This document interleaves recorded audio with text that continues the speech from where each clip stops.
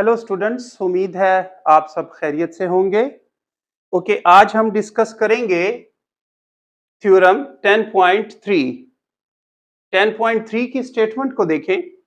In a correspondence of two triangles, if three sides of one triangle are congruent to the corresponding three sides of the other, यानी एक triangle है आपके पास ABC और दूसरा triangle आपके पास DEF। इनकी corresponding sides जो हैं AB DE के साथ, BC EF के साथ और AC DF के साथ कॉन्ग्रुएंट है।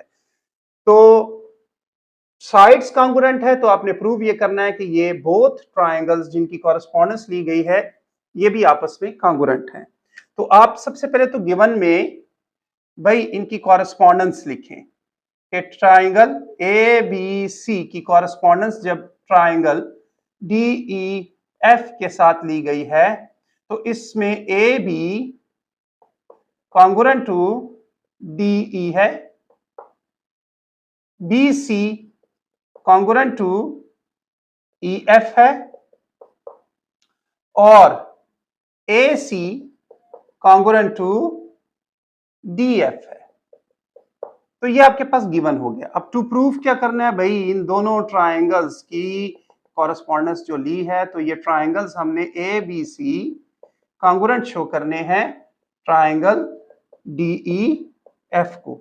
ये क्योंकि तीन साइड्स हैं इसी वजह से इसको SSS पोस्टुलेट्स भी कहते हैं कि हम तीनों साइड से दो ट्राइंगल्स को कैसे कॉन्ग्रुएंट कर सकते हैं। तो यहां पे देखें, अब यहां पे कंस्ट्रक्शन देखें कि हमने इस पूरे के पूरे थ्योरम में कंस्ट्रक्शन से मटेरियल जो प्रूफ करने के लिए लेना है वो क्या होगा। तो सबसे अहम चीज इसकी कंस्ट्रक्शन यहां पे आएगी इस तरह से कि आप EF जो साइड है इसके अपोजिट, D के अपोजिट आप एक पॉइंट को सपोज करेंगे जिसको आप पॉइंट G कह देते हैं। वो इस तरह से सपोज करेंगे सच दैट, इस तरह से सपोज करेंगे कि भाई जितना AB कॉन्ग्रुएंसी में है उतना ही EF भी हो, यानी EF की लेंथ और AB की लेंथ इक्वल होनी चाहिए। ओके, ये लेंथ हमने इक्वल रखी है, यहां पे मैं 1 डैश लगाता हूं कि ये इसके इक्वल रखी है। ओके, यहां पे फिर एंगल B जो है तो वो इस एंगल के कॉन्ग्रुएंट लेना है, ये कंस्ट्रक्शन में ही हमने लेना है और फिर हमने इसको इसके साथ ज्वाइन कर लेना है, ठीक है। और D और G को भी ज्वाइन कर लेना है, G और F को भी ज्वाइन करना है, D और G को भी ज्वाइन करना है। यहां पे कुछ एंगल्स बनेंगे 1 2 लेट्स सपोज 3 एंड 4। तो ये सब कुछ कंस्ट्रक्शन में हमने जो किया हमने यहां पे लिखना है।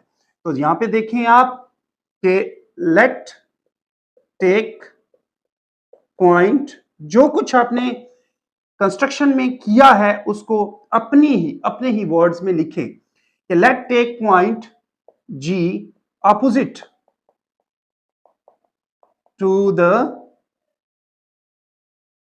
side EF भी कह सकते हैं, opposite to the point D भी कह सकते हैं। सच दैट किस तरह से लिया, सच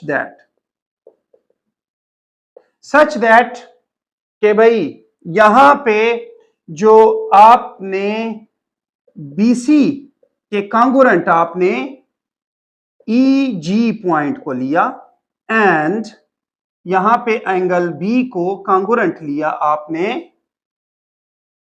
किसके भाई। अब यहां पे तो एंगल्स बहुत ज्यादा कंस्ट्रक्ट हैं तो आप इसको वर्टिसेस से शो करेंगे FEG या GEF। तो आप एंगल GEF के साथ इसको शो कर दे और फिर क्या किया आपने, ज्वाइन किया, join G to D and किसके साथ, F के साथ। दैट्स ऑल, खत्म होगी कंस्ट्रक्शन।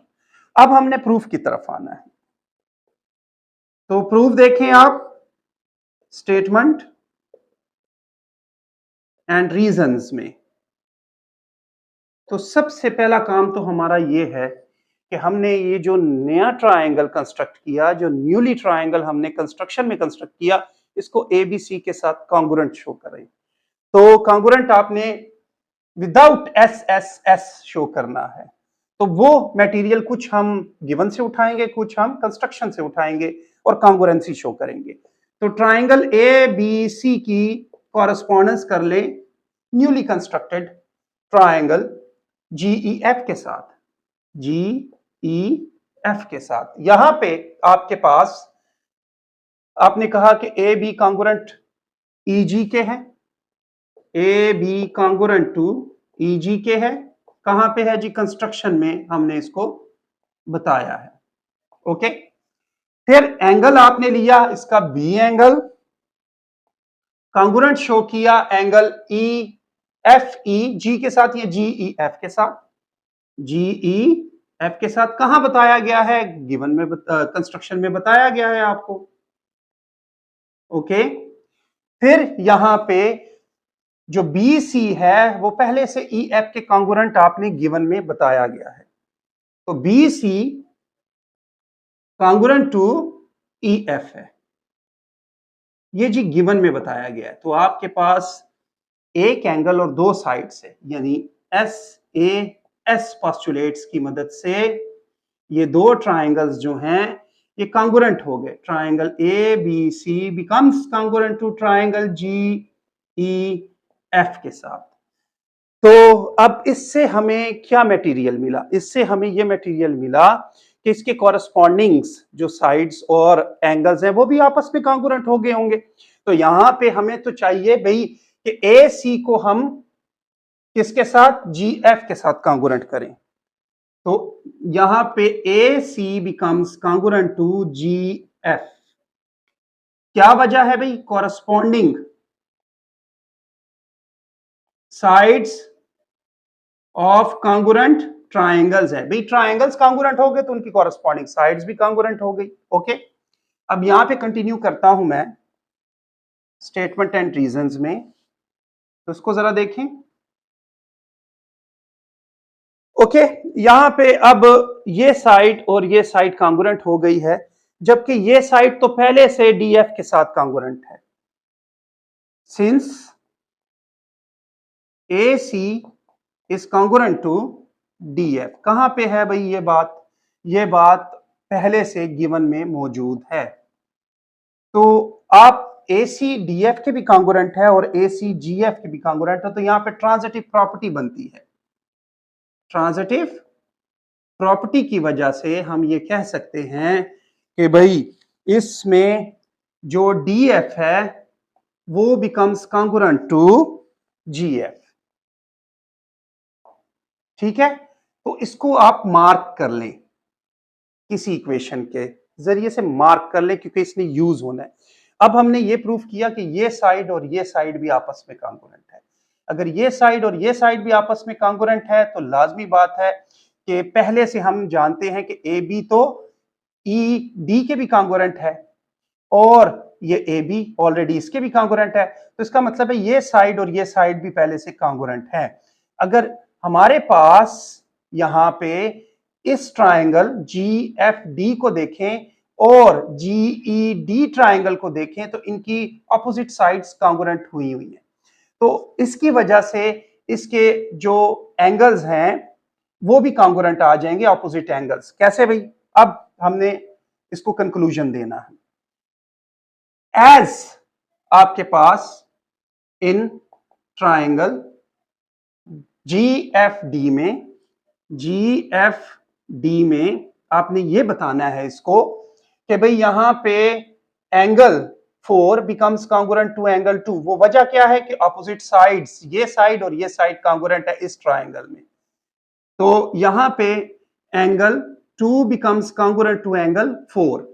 वजह क्या है कि आपके पास इनकी ऑपोजिट साइड्स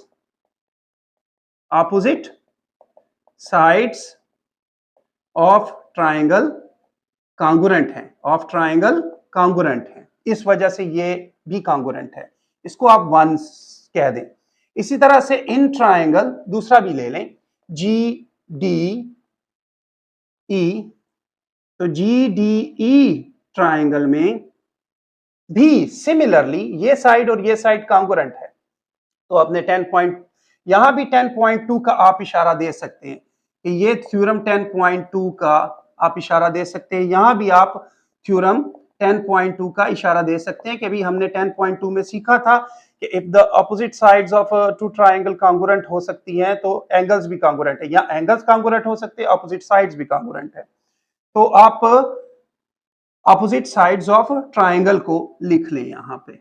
ओके, तो यहां पे angle 1 becomes congruent to angle 3, 2 कह दिया, सेम वही प्रॉपर्टी आप यूज कर लें। अब अगर हम ऐड करते हैं, एडिंग 1 एंड 2 को ऐड करते हैं, तो यहां पे भाई angle 1 plus angle 2 is congruent to angle 3 plus angle 4। तो एंगल 1 और 2 से कौन सा एंगल बन रहा है? एंगल डी बन रहा है। तो angle D becomes congruent to, इससे कौन सा एंगल बन रहा है? 3 और 4 को प्लस करने से जी एंगल, एंगल जी के कॉन्ग्रुएंट आ जाएगा, इसको बी आप कह दें। ओके, अब आप देखें कि आपने इनको यूज करते हुए आपने ये जो न्यूली कंस्ट्रक्टेड ट्राइंगल है इसको कॉरेस्पॉन्डेंस करके डी ई एफ के साथ, तो इन दोनों ट्राइंगल्स को भी कॉन्ग्रुएंट शो करना है, तो आप कॉरेस्पॉन्डेंस कर लेंगे। Correspondence of triangle D E F की कॉरेस्पॉन्डेंस आप ले लें, इसके साथ ट्राइंगल डी ई एफ के साथ, एफ या जी ई एफ के साथ, जी ई एफ के साथ, ठीक है। जैसे यहां पे हमने लिया जी ई एफ, वैसे ही जी ई एफ यहां भी लेना है। यहां पे अभी अभी हमने कहा एक तो ये साइड हमने, एक तो ये साइड इसके कॉन्ग्रुएंट शो की है, तो अब D F becomes congruent to G F. भाई आपने इसको प्रूव्ड किया है, कहां पे? ए का इशारा दे दें। आपके पास angle D becomes congruent to angle G, कहां पे किया है जी? ये प्रूव्ड बी में हमने ऑलरेडी किया है। और कॉमन साइड आपके पास ई एफ बनती है, तो E F becomes congruent to E F, ये कॉमन साइड आपके पास आती है, ठीक है। तो कॉमन साइड की वजह से अब आप क्या कह सकते हैं कि भाई ये जो ट्राइंगल्स की कॉरेस्पॉन्डेंस है, ठीक है, इन दो ट्राइंगल्स की कॉरेस्पॉन्डेंस जो है तो वो अब कॉन्ग्रुएंसी में बदल गई है। तो triangle D E F becomes congruent to triangle G E F के। ओके, इसको अगर आप ये वाला जो आपने प्रूव किया दो ट्राइंगल्स, इसको अगर आप कैपिटल ए से शो कर दें और इसको आप कैपिटल बी से शो कर दें, और यहां पे पोस्टुलेशंस भी आप लिख लें कि पोस्टुलेशंस कौन सी आपने यूज की है? Two sides one angle. तो एस ए एस पोस्टुलेशंस की मदद से आपने प्रूव किया कि ये भी कॉन्ग्रुएंट है।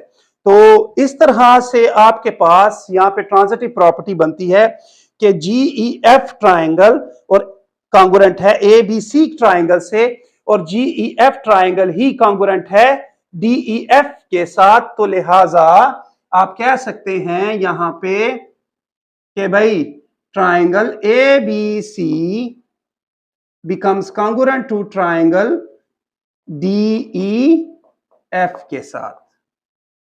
तो आपके पास इस तरह से ये दो ट्राइंगल्स कॉन्ग्रुएंट होते हैं। उम्मीद है आप लोगों को ये थ्योरम समझ आया होगा। थैंक यू सो मच बेटे।